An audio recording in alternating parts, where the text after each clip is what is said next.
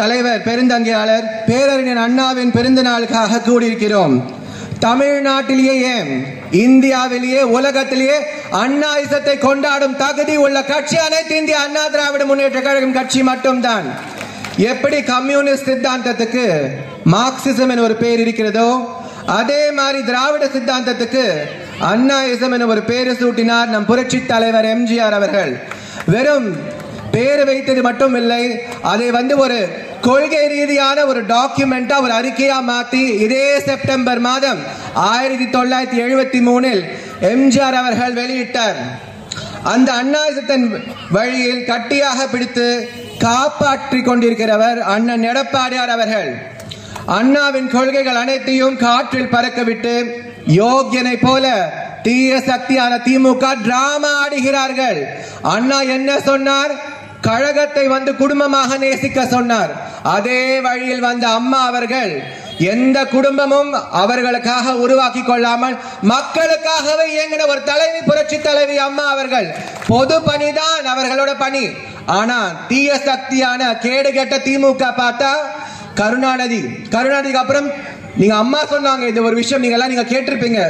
ஜனநாயக நாடுகள் அனைத்துக்கும் சென்று பாருங்கள், இது போன்ற ஒரு குடும்பம் நீங்க எங்குமே பார்க்க மாட்டீங்க. தகப்பன் முதலமைச்சர், மற்றொரு மகன் துணை முதலமைச்சர், மற்றொரு மகன் மத்திய அமைச்சர், பேரன் தயாநிதி மாறன் நாடாளுமன்ற உறுப்பினர், மகள் கனிமொழி நாடாளுமன்ற உறுப்பினர், மகளின் மனம் கவர்ந்தவர் மத்திய அமைச்சர் என்று அழுக்கை தின்கின்ற மீன்கள் போல அதிகாரத்தை கொதறி தின்கின்ற திமுக அம்மா அவர்களே சொன்னாங்க. நீங்க எல்லாம் திமுக என்ன செய்ய வேண்டும்? ஆர்கே நகர் மக்கள் திமுக என்ன செய்வீங்க? ஓட ஓட விரட்ட வேண்டும். கழகத்தை குடும்பமாக நேசிக்கிறது மட்டுமில்ல, அண்ணன் எடப்பாடியார் நீங்க பாத்தீங்கன்னா ஒவ்வொரு முறையும் அண்ணன் வீட்டுக்கு செல்லும் போது நான் நிறைய தடவை மாவட்ட செயலாளரும் அங்க பார்த்திருக்கேன். நிறைய மாவட்டத்துல இருந்து தொண்டர்கள் வருவாங்க. அவங்க எங்க இருந்து வந்தாலும் எவ்வளவு லேட்டா வந்தாலும் ஒவ்வொருத்தரையும் தன்னோட சொந்த குடும்பமாக நேசித்து பிரச்சனைகளை அறிந்து உணர்ந்து அதுக்காக ஆட்சியில் இருந்தாவிட்டாலும் ஆட்சியில் இல்லாவிட்டாலும் எப்படி மக்களோட பிரச்சனைகள் தீர்க்கணும் மட்டும்தான் எடப்பாடியார் 24 மணி நேரம் யோசிக்கிறார். அதனாலதான் 2026 நிச்சயமாக நம்ம ஆட்சிக்கு வருவோம். வந்த உடனே நான் உறுதியாக சொல்லுகிறேன், அண்ணன் எடப்பாடியார் முதலமைச்சராக வந்த உடனே இன்னைக்கு ரேடு விடுகின்ற மக்கள் அவல் நிலையை பார்த்து சிரிக்கின்ற பொம்மை முதலமைச்சர் அகற்றது மட்டுமல்ல, சட்டை கலட்டாம விட மாட்டார் அண்ணன் எடப்பாடியார்.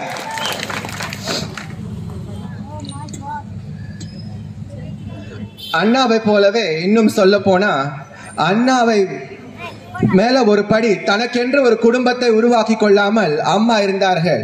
ஆனால் இப்ப நடக்கின்ற ஆட்சி நீங்க பாத்தீங்கன்னா திமுக வெறும் வாரிசு அரசியல் தான். நீங்க சமீபத்துல பார்த்திருப்பீங்க, உதயநிதி என்ன சொன்னாரு? ஃபர்ஸ்ட் நடிகரா இருக்கும் போது நான் அரசியலுக்கே வர மாட்டேனாரு. அதுக்கப்புறம் அமைச்சர் ஆனாரா?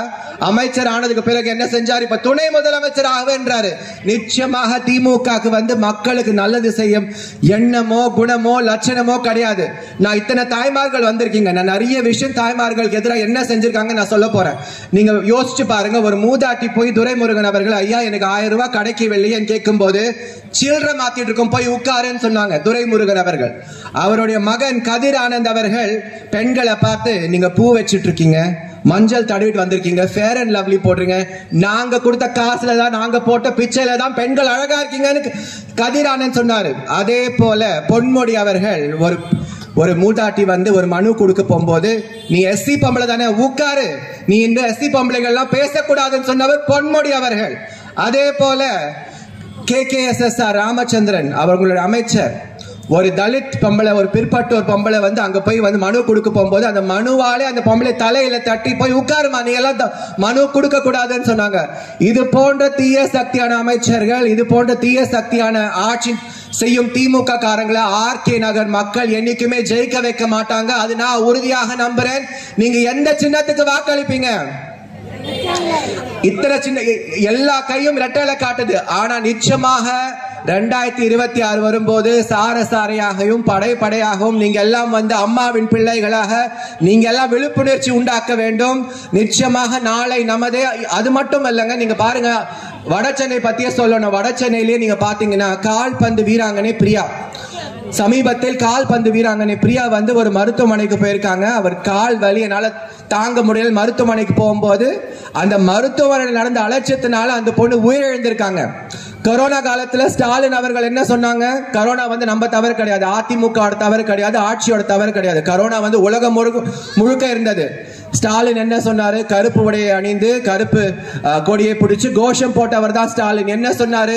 நீங்க எல்லாருக்குமே உயிரிழப்புக்கு 1 கோடி ரூபாய் கொடுக்க வேண்டும் சொன்னாங்க. ஆனா கால்பந்து வீராங்கனை, உங்களோட மருத்துவ அலட்சியத்தினால இறந்த ஒரு வீராங்கனை, ஒரு பெண்மணி, ஒரு ஏழை குடும்பத்தில இருந்து வந்து வட சென்னை பொண்ணு, நீங்க 5 லட்சம் கூட கொடுக்கல. அதே சமயத்தில் நீங்க வந்து சட்டமன்றத்தில் அந்த பொண்ணுக்கு இரங்கலும் சொல்லல. ஆனா உதயநிதி ஸ்டாலினுக்கு மட்டும் நீங்க வந்து வாழ்த்து சொல்றீங்க, பிறந்த நாள் வாழ்த்து சொல்றீங்க. இதுதான் திமுகவோட லட்சணம். கால்பந்து வீராங்கனையா இருக்கட்டும், எளிமையா இருக்கிற குடும்பமா இருக்கட்டும், பெண்களா இருக்கட்டும், அவங்களுக்கு கவலை கிடையாது. அவங்களுக்கு கவலை என்னன்னா நல்ல போட்டோ ஷூட். முதலமைச்சர் வந்து நல்ல டிரெஸ் அணிந்து ஸ்பெயினுக்கு போனோம், அமெரிக்காவுக்கு போனோம், அங்க போய் ஒரு நைட்டு வந்து அவர் தங்குற ரூம் வந்து ஒரு நைட்டுக்கு 3 லட்சம் ரூபாய். ஆனா பெண்களுக்கு 1000 ரூபாய் கொடுக்க வக்கில்ல. இதுதான் கேடுகட்ட ஸ்டாலினோட லட்சணம். இன்னொன்னு பாத்தீங்கன்னா, உதயநிதி ஸ்டாலின் அவர்கள் சமீபத்தில் கார் போட்டி நடத்தினார். அம்மா ஏற்கனவே இருங்காட்டுக்கோட்டையில உலக அளவில் நல்ல பேர் பெற்ற ஒரு கார் ரேஸ் பந்தயத்துக்காக இருங்காட்டுக்கோட்டையில் இருக்கு. ஆனா தமிழகத்துல மக்களுக்கு வந்து நீங்க எல்லா வரிகளும் ஏற்றிவிட்டு, பால் விலை, சொத்து வரி உயர்வு, மின் கட்டண உயர்வு, தண்ணி வரி உயர்வு, அத்தனை வரிகளும் ஏற்றிவிட்டு 42 கோடியில நீங்க கார் பந்தயம் நடத்துறீங்க. கடலுக்கு நடுவுல கருணாநிதிக்கு வேலை செய்யாத பேனாக்கு 82 கோடியில சிலை வைக்கிறீங்க. நீங்க ஏன் இதெல்லாம் பண்றீங்க? மக்களுக்கு கொடுக்க முடியல. இத்தனை மூதாட்டிகள் வந்திருக்கீங்க. OAP நிறுத்தி விட்டார்கள். தன்னோட பசங்களால கைவிடப்பட்ட மூதாட்டிகள், முதியோர்கள் எத்தனையோ பேர் ஒரு வேளை சாப்பாட்டுக்காக தவிக்கிறாங்க. பென்ஷன் இல்லாம வந்து ரோட்ல பிச்சை எடுக்கிறாங்க. நீங்க பென்ஷனை நிறுத்தி விட்டு 1000 ரூபாய் பெண்களுக்கு நிறுத்தி, மானியத்தை நிறுத்தி விட்டு, நீங்க ஏன் இருங்காட்டுக்கூட இருக்கிற ரேஸ் ட்ராக் யூஸ் பண்ணலாமே, இங்க வந்து ஏன் நீங்க ரேஸ் நடத்துறீங்க? நீங்க ஏன் வேலை செய்யாத பேனாக்கு 82 கோடி இல்ல நீங்க வந்து சிலை வைக்கிறீங்க? அதே போல எந்த ஆட்சியிலும் நடக்காத ஒரு தட்டுப்பாடு இந்த ஆட்சியில் நடந்திருக்கு. ஆவின் பால் தட்டுப்பாடு. ஒரு பால் தட்டுப்பாடு இருக்கிற மாநிலம் உலகத்துல இல்ல. ஆனா திமுக வந்ததுக்கு அப்புறமா சூன்யம் வைத்தது மாதிரி ஆவின் பாலும் தட்டுப்பாடு ஏற்படுத்திருக்கு. நிச்சயமாவே 2026ல நம்ம ஆட்சி வரப்போகிறது. அனைத்து இந்திய அண்ணா திராவிட முன்னேற்ற கழக தொண்டர்கள், பொதுமக்கள் தைரியமாக இருங்கள், வீரமாக நடை போடுங்கள், தட்டி நீதிக்காக போராடுங்கள். ஏனென்றால் நாளை நமதே, வருங்காலமும் நமதே, தமிழ்நாடும் நமதே. அண்ணன் எடப்பாடியார் முதலமைச்சராக நிச்சயமாக வந்து உட்காருவார். அதே போல நிறைய விஷயங்கள் திமுக பத்தி சொல்லணும்னா சொல்லிக்கிட்டே போலாம். மழை வரும்போது, புயல் வரும்போது நம்ம ராஜேஷ் அண்ணன் அவர்கள் ஒவ்வொரு வீதிக்கும் சென்று, ஒவ்வொரு இடத்துக்கும் சென்று தன் சொந்த காசுல வந்து எல்லாருக்குமே உதவி செஞ்சிருக்கார். அதுக்காக பாராட்டு தெரிவிக்க நான் கடமைப்பட்டிருக்கிறேன்.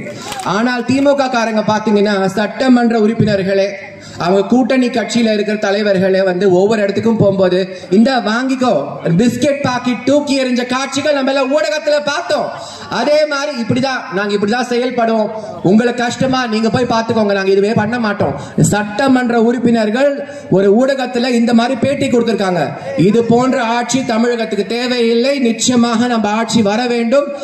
RK நகர் தான் மகத்தான வெற்றி. எடப்பாடி ஐயா அவர்களுக்கு கை கோர்த்து, எடப்பாடி ஐயா அவர்களுக்கு நீங்க எல்லாம் அதிமுகவை ஜெயிக்க வைக்கணும். அதே மாதிரி பாத்தீங்கன்னா, கல்வி கடன் ரத்துன்னு சொன்னாங்க. செஞ்சாங்களா? கல்வி கடன் ரத்து செஞ்சாங்களா? நான் உங்களை கேட்கிறேன். நகை கடன் ரத்து செஞ்சாங்களா? நீட் ரத்து செஞ்சாங்களா? நீட் ரத்து செய்யறோம்ட்டு செங்கலை தூக்கிட்டு உதயநிதி ஸ்டாலின் பிரச்சார ஒவ்வொரு வீதியா சென்றாரு. ஆனா இப்ப அவங்களுக்கு 38 நாடாளுமன்ற உறுப்பினர்கள் இருக்காங்க. டெல்லிக்கு போய் அந்த செங்கலை காட்டலாமே. ஸ்டாலின் அவர்கள் 4 முறை பிரதமரை சந்திக்க டெல்லிக்கு சென்றிருக்கிறார். பிரதமர் வந்து தமிழகத்துக்கு பல முறை வந்திருக்கிறார். நீட் ரத்து செய்யலாமே. ஆனா எடப்பாடியார் அவர்கள் மட்டும்தான் என்ன செய்ய முடியும் ஆராய்ச்சி செய்து 7.5% வகுத்து தந்தவர் நான் எடப்பாடியார். இன்னைக்கு வந்து பள்ளி மாணவி மாணவர்கள், அரசு பள்ளி மாணவி மாணவர்கள் மருத்துவர்கள் ஆகிறாங்கன்னா அதுக்கு எடப்பாடியார் மட்டும்தான் காரணம். அதே போல நான் ஒரு விஷயம் சொல்லி ஆகணுங்க. உதயநிதி ஸ்டாலின் அவர்கள் ரொம்ப கொச்சையா பேசினாரு. பிரச்சாரத்துக்கு சமயத்துல நான் நல்ல உன்னிப்பாக கவனித்தேன். அடுத்த தலைமுறையில வளர்ந்து வராங்க ஒரு இளம் தலைவர், எப்படி பேசுறாங்கன்னு பார்த்தேன். ஒவ்வொரு மேடையிலையும் அவர் வந்து கொச்சையாக, நம்ம எடப்பாடியாரோட தாயாரா இருக்கட்டும், இல்ல எடப்பாடியாரா இருக்கட்டும், அவங்க முட்டி போடுறாங்க, இவங்க படுத்துக்கிறாங்கன்னு ரொம்ப அசிங்கமா பேசினாங்க. நம்மளால பேச முடியாதா? நம்மளுக்கு வராதா பேசுறதுக்கு? அவங்க முட்டி போடுறாங்கன்னு கேக்குறாங்க. உங்க தாத்தா எத்தனை குட்டி போட்டாரு? உங்க தாத்தாக்கு வந்த வாரிசுகள் எல்லாம் சட்ட ரீதியான வாரிசுகளா? நடந்த திருமணம் எல்லாம் சட்ட ரீதியான திருமணமா கருணாநிதிக்கு? இவங்க எல்லாம் வந்து கள்ள உறவு நம்ப சொல்றாங்க. கள்ள உறவுனால திமுக தான், திமுக குடும்பம் தான். கள்ள உறவுக்கான இந்த ஆட்சி அகற்ற வேண்டும், தீய சக்தியான ஆட்சி அகற்ற வேண்டும். நிச்சயமாக வருகின்ற காலகட்டத்தில் வசந்தத்தை கொடுக்கும் ஆட்சி அனைத்து இந்திய அண்ணா திராவிட முன்னேற்ற கழக ஆட்சியை நம்ம நிலைநாட்ட வேண்டும். அம்மாவின் ஆட்சியை நிலைநாட்ட வேண்டும். நான் மீண்டும் சொல்லுகிறேன், அண்ணன் ராஜேஷ் எழுந்து திரும்பி என்ன சொன்னாலுமே அமைச்சராக வருவது உறுதி. இந்த வாய்ப்பை அளித்த தலைமை கழக நிர்வாகிகளுக்கும் மாவட்ட கழக செயலாளருக்கும் முக்கியமாக எடப்பாடி அண்ணன் அவருக்கும் நன்றி கூறி விடைபெறுகிறேன். நன்றி, வணக்கம். துணை முதல்வர் ஆகிறதுக்கு உதயநிதிக்கு என்ன தகுதி இருக்கு? அவங்க தாத்தா போட்ட பிச்சைனால, அவங்க அப்பா போட்ட பிச்சைனால மேடை ஏறி பேசுறார் உதயநிதி ஸ்டாலின். அவரால் தமிழகத்துக்கு என்ன பயன்? உதயநிதி ஸ்டாலின் அவர்கள் அவருக்கு விருப்பப்பட்ட ஒரு நபரை திருப்திப்படுத்துறதுக்காக ரேஸ் பந்தயம் நடத்தி இருக்கிறார். இதுதான் அவங்களோட சமூக நீதி, இதுதான் அவங்களோட கொள்கை. திமுகவோட கொள்கைனாலே அராஜகம், தீய சக்தி, வாரிசு அரசியல். உதயநிதி ஸ்டாலின் என்றைக்குமே தமிழகத்தோட மனதை வெல்ல முடியாது. தமிழர்களுடைய ஒரு தலைமை பண்பு இல்லாத ஒரு நபர் உதயநிதி ஸ்டாலின் அவர்கள். அவர் வந்து துணை முதலமைச்சரா வந்தாருன்னா தமிழகத்துக்கு இன்னும் சூனியம் வைத்தது போல இருக்கும்.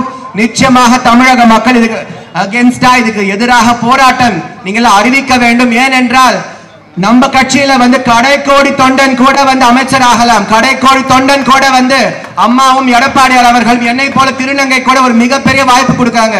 திமுக கொடுக்கறாங்களா? உதயநிதி ஸ்டாலின் வந்து என்னைக்குமே மக்களோட மனதை வெல்ல முடியாது. உதயநிதி ஸ்டாலின் வந்து தமிழகம் இன்னும் அதல பாதாளத்துக்கு போய்விடும். செய்திகளை உடனுக்குடன் தெரிந்து கொள்ள நமது அம்மா இணையதள தொலைக்காட்சியை சப்ஸ்கிரைப் செய்து அருகில் உள்ள பெல்